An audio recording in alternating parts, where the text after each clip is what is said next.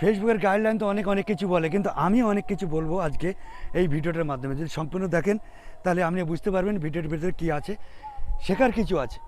অনেকে তো অনেক কন্টেন্ট ক্রিয়েটার অনেক কিছু বলে শেখানোর জন্য। আমি আপনাদের তিনটে কথা বলবো, যেটা কোনো কন্টেন্ট ক্রিয়েটার আজ পর্যন্ত বলেনি আর বলবেও না, এই গোপন টিপসটা। বন্ধু, প্রথমে শুরু করার সঙ্গে সঙ্গে আমি ভালো আছি, তুমি ভালো আছি, আমি তারপর পারবো এরকম বললে হবে না। প্রথমে তোমার এমন কিছু দিয়ে শুরু করতে হবে যেন মানুষ তোমার ভিডিওটা দেখার ইচ্ছা করে যে ইনি কী বলতে চাচ্ছে। প্রথম 10 সেকেন্ড 5 সেকেন্ড যেন তোমার ভিডিওতে মানুষ থেমে যায়। শুরু করো সুন্দর একটা গঠনমূলক কথা দিয়ে, যেটা তোমার শুনলে মানুষের উপকার হবে।